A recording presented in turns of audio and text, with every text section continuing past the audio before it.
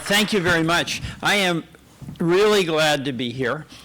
And, you know, that's kind of a standard opening statement. But I really am glad to be here because I'm just going to indulge you and myself with how I got here.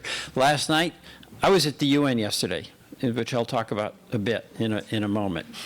But coming home, we had the 9 o'clock flight out of Newark.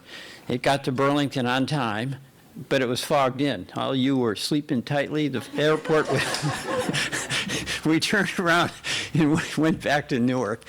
So then, I get off, what do, right? I'm on my own. I'm a senator on my own. I've got to figure this out. So I get a reservation at a hotel and go in. And I arrive, and the woman looks at me, and I say, Peter Welch, I've got a reservation. She looks it up and says, yes, you do. And I said, oh, good. She says, we have no rooms. So then I'm kind of puzzled, and she says, yes, I have it right here. I said, well, why don't you have a room? I've got a confirmation. And she says, well, sir, at this hour, you called our booking agency. You should have called us. Oh, I said, my fault. I'm sorry. So I walk out in the street, going down to another hotel nearby, about a half a mile away. And I walk in, and the woman looks at me, and before I can open my mouth, she says, no, right? So then I go out on the street. We're in New Jersey. You know, that's like Tony Soprano land, right? So there's junkyards there, the Bada Bing Club, you know. I run into this guy, and he's walking down the street with golf clubs, and he's from Myrtle Beach, and he's heading to Portugal to play golf with 90 people, and he tells me, hey, he hears there's rooms at the Howard Johnson's by Wyndham, and I don't recommend it, but that's where I stayed.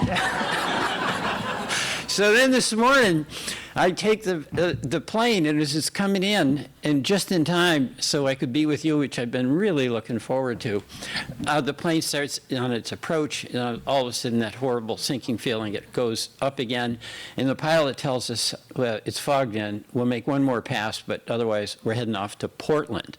So but on the second pass we made it, and that is why I can say sincerely, I am glad to be here.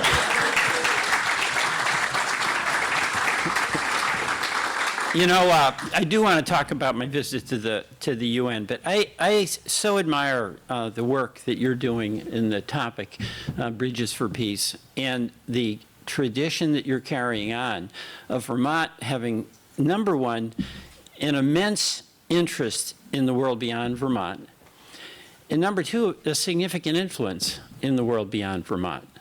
And that goes back to Warren Austin, of course, who was the first ambassador to the UN, the extraordinary service of my predecessor, Patrick Leahy, for 48 years, who made our engagement with the world a primary focus of his attention, and from his extraordinary position on the Appropriations Committee, made major commitments to USAID, to demining in Vietnam, and to World Health in meaningful ways.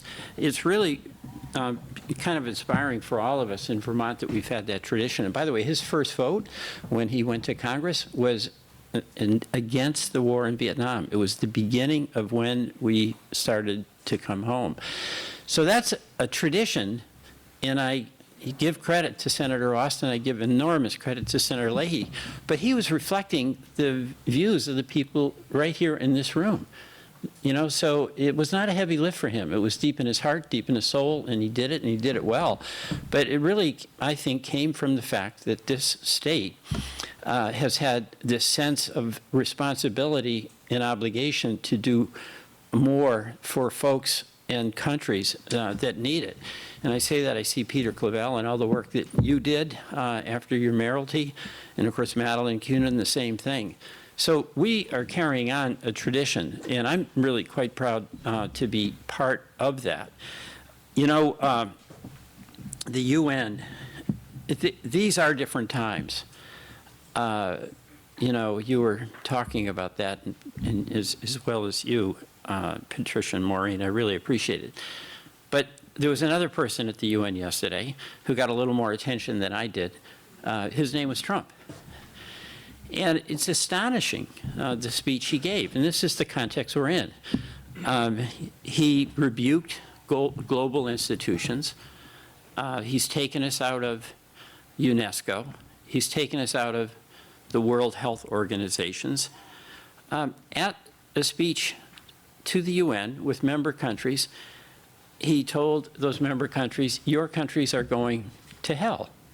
He said that. He then complained about the escalator not working, which it turned out one of his staff hit the button and stopped it, but he blamed it on the UN.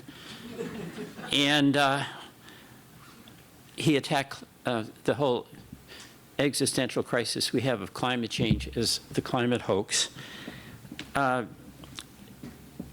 He dismissed the incredible importance of soft power.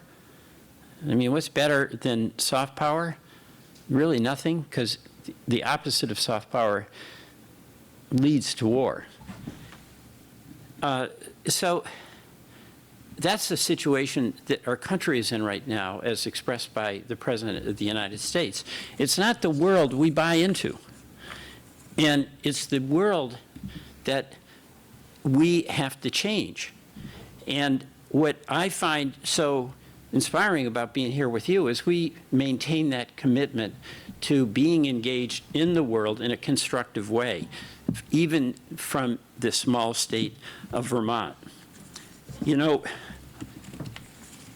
there's a couple of reasons why I have always thought it's important for us to be engaged. One is, it reflects a generosity of spirit the Vermonters have had. If we're okay and we can help in Darfur, or we can help in Sudan, where I'll be going in a couple of weeks, if we can help create institutions of democracy in other countries like Peter Welch did when he was doing his work. It was Croatia, wasn't it, Peter? Or, pardon me? Albania. Albania, that's right, former communist country, doing well. But if we can help, we want to help, right? So there's a generosity of spirit where if we have resources we can contribute, we will. And that is reason enough for us to be engaged. But there's another reason. It really is about national security. There is enormous instability in the world, and it's always ready to be awakened and exploited by leaders or groups that are motivated by self-interest, sometimes motivated by hate, or they use hate as a tool to mobilize people to support them in their efforts. It's fear-based. And that is always going to be present in the world. It's part of the human condition. But there's another choice those of us can make that's also part of the human condition, and that's to accept that with whatever authority and responsibility and strength we have, we can contribute to an alternative vision where it does promote security, it does promote stability, and it does support a common understanding. And it starts, as you were saying, with conversations. It starts with recognizing the people with whom you disagree or you don't know oftentimes. There's an immense amount of common ground if you take a little bit of effort to try to find out what that is. And that's engagement. It really is engagement. And it's at every level of life. It's not just for the folks down at the UN. It's not just for the Foreign Affairs Committee in the United States. It's really something that's within reach for all of us. And that's something that, of course, we in Vermont have many examples of us reaching out. This organization is one. Bridges for Peace, which is an organization that was doing everything it could in Norwich, Vermont, where I live right now, around the nuclear arms race. That was back in the 80s, and of course that nuclear arms race is back with us. It also has to do with things like the Peace Corps and USAID, all of which internally are under enormous assault and threat from the president in the Doge folks. So this is a history that is under assault. This is a commitment our state has made in communities right here to Brattleboro, to Norwich, all around the state. And it really reflects that we believe, number one, in engagement, and number two, in the shared responsibility we have to do what we can for peace. Because what we're seeing right now in the world is enormous peril. You know, when Warren Austin, our Vermonter, who was the first head of the UN, that was an extraordinary decision for the United States of America. I mean, there's some of us here who were alive during the war, and there's a lot of us who are here who were not alive during World War II. But as we all know, that was devastating. Millions of people died. And the United States was slow to get involved, and then was heroic in its defense of freedom and protecting us against Nazi Germany and Imperial Japan. And the question was, at the end of the war, now what? And the United States had been largely isolationist up until that time. And there was a decision that was made. It was a collective decision by political leaders and authorized by the people of this country. And that was for us to accept a new role, us being the U.S., to accept a new role which was thrust upon us in some ways by the fact that the role the U.S. played in the winning of that war was extraordinary. And we were the country that after the war had the capacity, with our economy still intact, to decide to engage in a way we never had, or to return to the kind of isolationist orientation that we have had. America first. You might have heard of that before.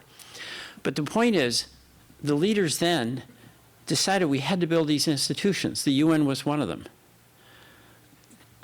The Marshall Plan in Germany, the return, the occupation in Japan, but with a real commitment to turning it back to civilian control. And these were our immortal enemies.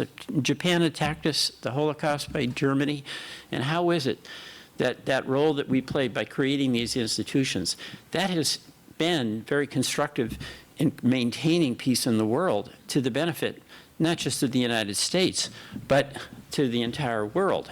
And obviously, I'm leaving out a lot of the conflicts that came along the way, but there was an architecture there that was established with the leadership of the United States.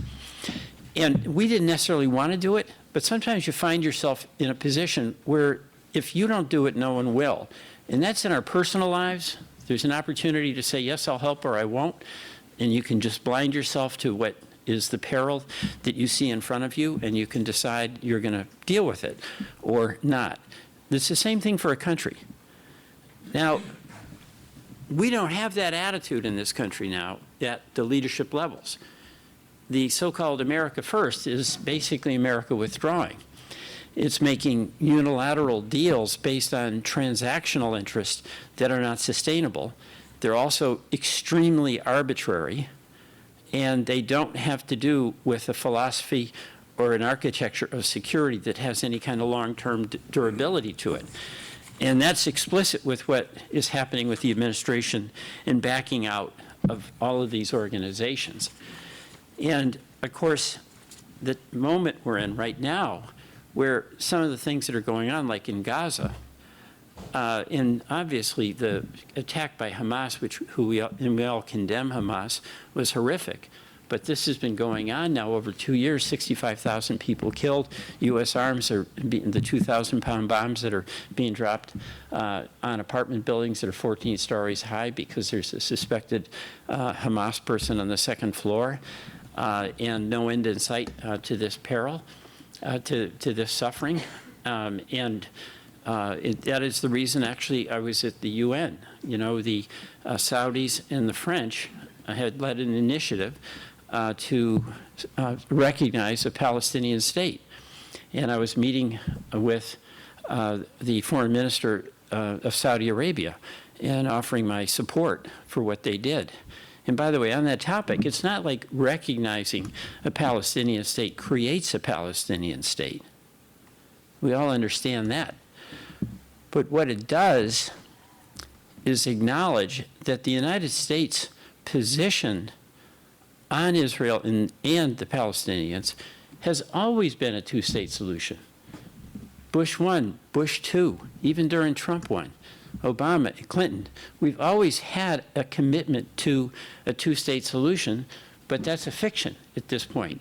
So yes, it's true that recognizing a state doesn't create it, but what it does is insist and state explicitly that that is the only path forward. There has to be an independent Palestinian state where people can live in peace and live in dignity alongside a Jewish and democratic state of Israel that also shares that security.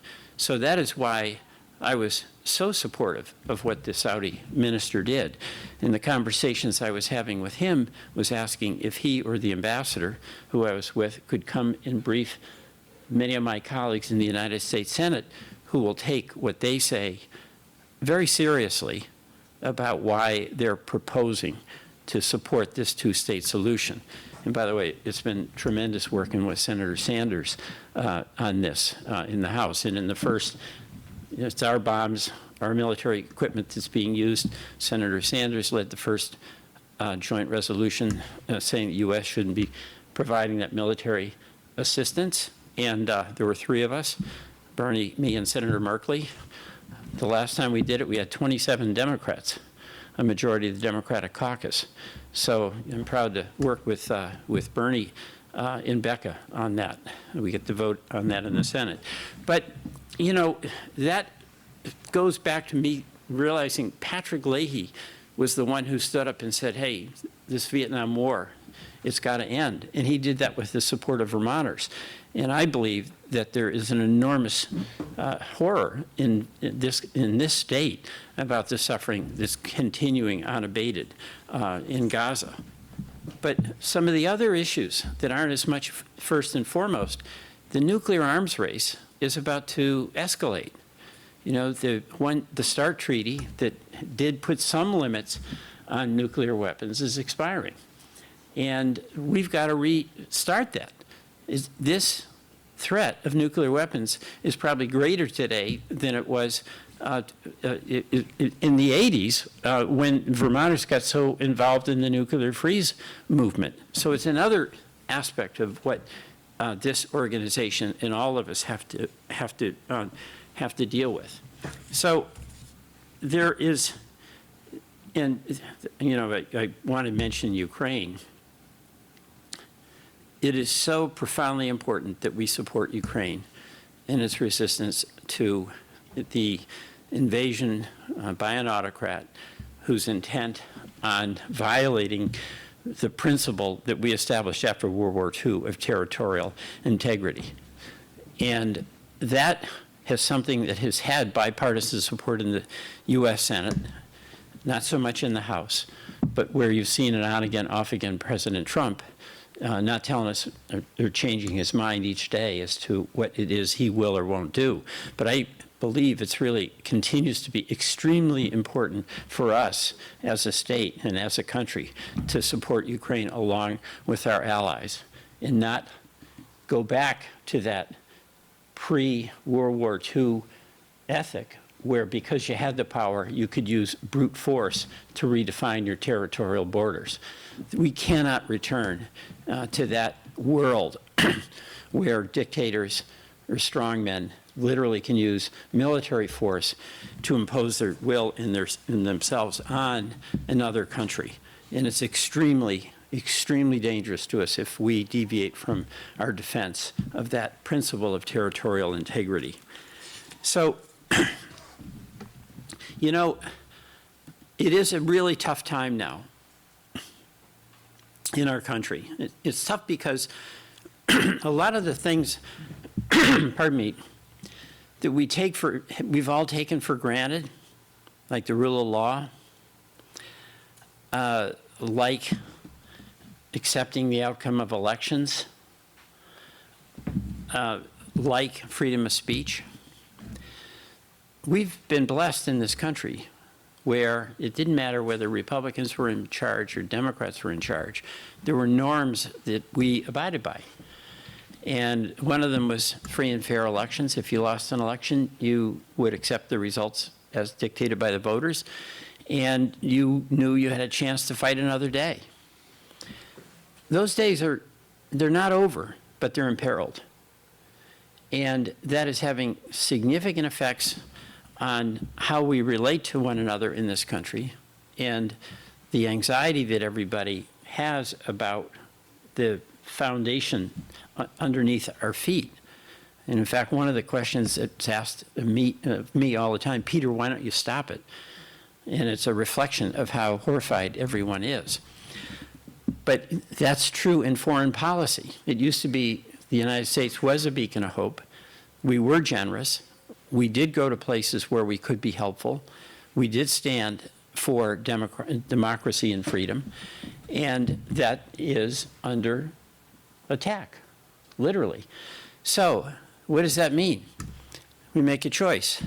We pull the covers over our head because we don't like it and we're apprehensive, or we get up and face the day and renew that Vermont commitment that Senator Austin made, that Vermonters backed him up when he made it, to the United Nations, that Senator Leahy made in his 48 years serving in the United States Senate, to engagement, constant engagement, believing in that basic insight that talking is better than fighting, that cooperation is better than conflict, and that when you make that effort, you really create the space and the possibility for much better outcomes that are beneficial for us and beneficial for other people in other parts of the world. So I want to just end by saying thank you to you for being here and for you sustaining the commitment that we in this state have had throughout our history. And I believe it's why Vermont just stands tall in the United States, where what I tell folks down in Washington is what we need there is a lot more of what we have here. So thank you all, and carry on.